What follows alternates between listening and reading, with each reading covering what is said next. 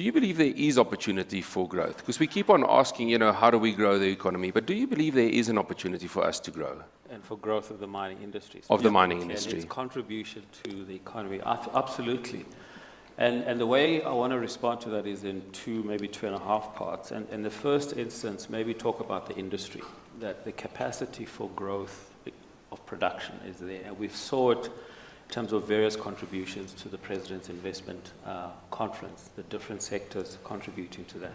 But I think more importantly, the fact that we're in an industry where the world needs our products, and coupled with that, the fact that South Africa is well endowed with mineral resources. So the two intersect at the right point in time. And to elaborate on that, South Africa's mining industry is actually shifting from underground, deep-level gold, largely, and platinum, and towards, bulk mining, as we've seen in the Northern Cape with iron ore, manganese to a large extent, as well as chrome. And that's where we've really been seeing a lot of growth coming through in the industry as the gold mine has been declining.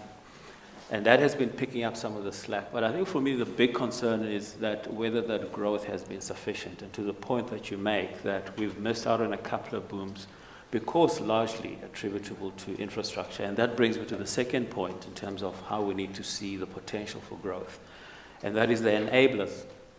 And it's a subject that I think is almost at the center of this conference today and tomorrow, that the logistics, electricity, and I don't want to repeat what's already been said, and in fact what is still going to be said around that, but to appreciate the impact of that. Out of the total mineral production, almost 50% is transported by TFR. And so with TFR struggling, you can imagine the impact that it's going to have.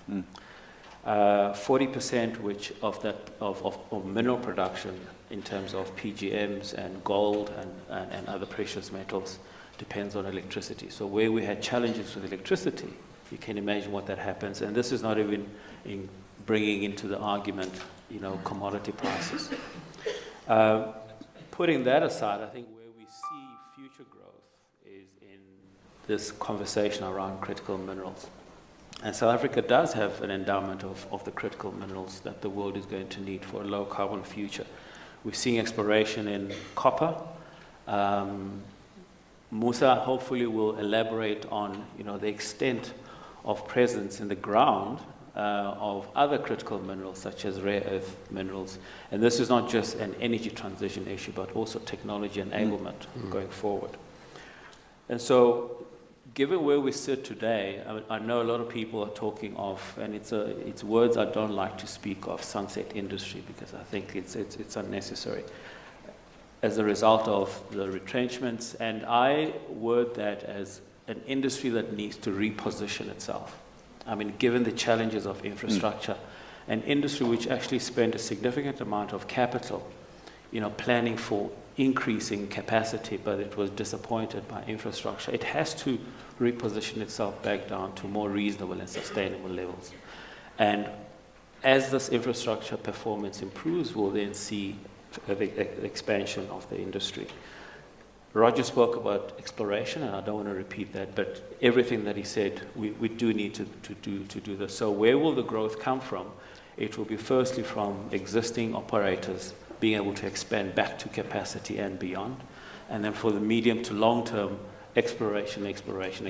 And then I think the one last thing as an enabler is what Sis Thandi spoke about, human capital development. We have to give a lot more focus to that, and I believe that's where the advantage will come for South Africa for beneficiation.